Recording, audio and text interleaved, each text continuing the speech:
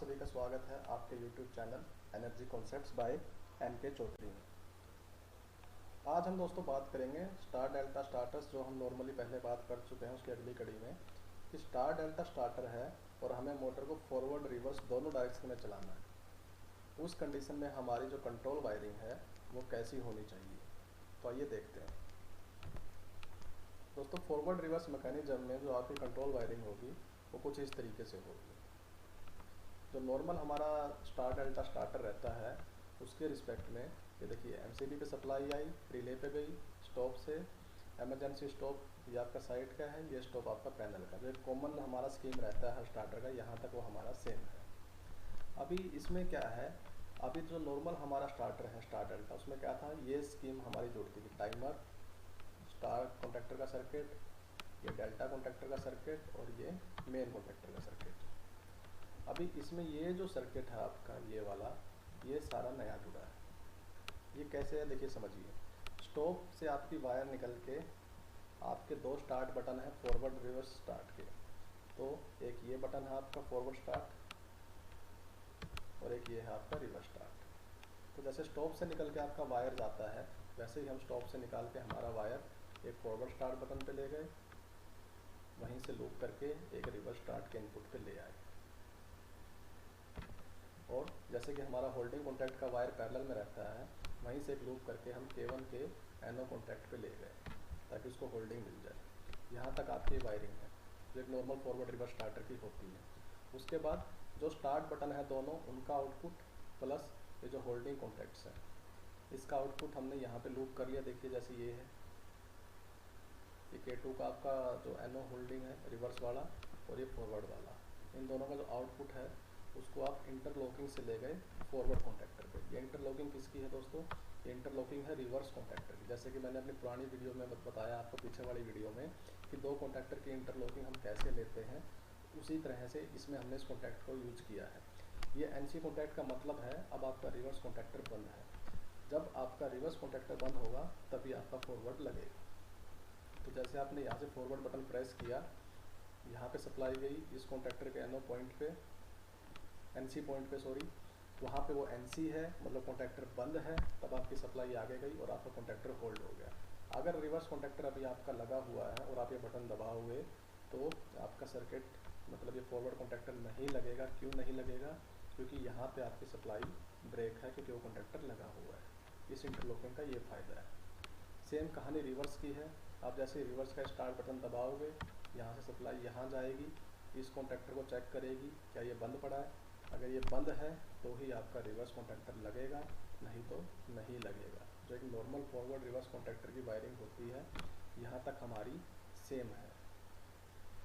तो दोस्तों देखिए, जैसे ही आपने यहाँ पे सप्लाई मारी, रिवर्स कॉन्टैक्टर का NC कॉन्टैक्ट उसको मिला, K1 होल्ड होगा, वहीं से एक लूप करके वायर हम ले गए K1 के एनो पे।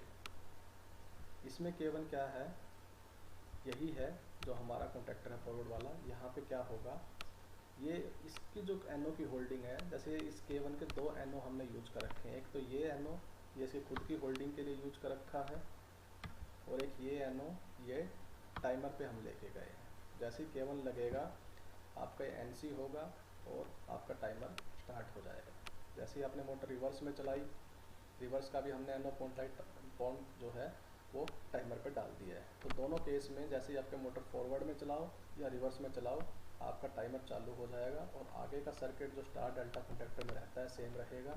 आपका जैसे ही टाइमर चालू हुआ, टाइमर अभी NC था, जब तक वो नहीं था टाइमर NC था, डेल्टा आपका बंद था, फॉरवर्ड रिवर्स दोनों NC हैं आपके, तो आपका स्टार आपका लग जाएगा। और जैसे ही आपका टाइमर ऑपरेट होगा, एक पर्टिकुलर 8 या 10 सेकंड जितना आपने टाइम डाल रखा है, ये कॉन्टैक्ट NC होगा और ये सर्किट आपका हेल्दी हो जाएगा, डेल्टा लग जाएगा। मेन तो आपका स्टार्टिंग में लग ही जाता है जैसे स्टार लगता है। तो बाकी का सर्किट सारा सेम। जहाँ तक दोस्तों अगर हम बात करें पावर डायग्राम की, फॉरवर्ड रिवर्स स्टार डेल्टा में, जैसे कि आप जानते हैं स्टार डेल्टा में 3 कॉन्टैक्टर यूज होते हैं, स्टार का, डेल्टा का और मेन का।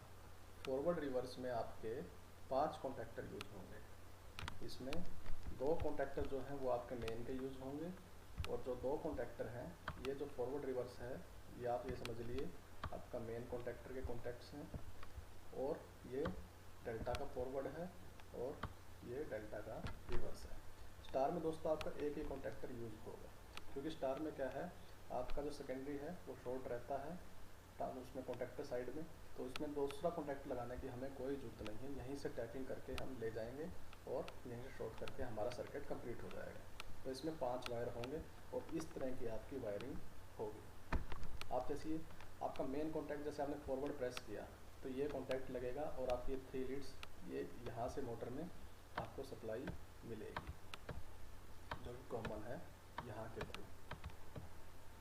और जैसे ही दोस्तों आपका रिवर्स लगेगा, सप्लाई आपको यहाँ से थ्रू होगी और ये आपकी मोटर में जाएगी। 3 फेस आपको यहाँ से स्टार में स्टार्टिंग में मिलेंगे और उसके बाद जैसा ही डेल्टा लगेगा, जैसा कि मैंने कंट्रोल डायग्राम में आपको एक्सप्लेन किया है, अगर आपका फॉरवर्ड में सर्किट है तो ये कॉन्टैक्टर लगेगा और आपका रिवर्स में सर्किट है तो ये कॉन्टैक्टर लगेगा। इस कंडीशन में फॉरवर्ड में आपको फेस यहाँ से मिलेंगे तीनों और रिवर्स में यहाँ से मिलेंगे और ये फिर आपके यहाँ से मोटर में जाएंगे। ये थोड़ा सा कॉम्प्लेक्स है दोस्तों, लेकिन इसमें ज़्यादा कुछ नहीं है।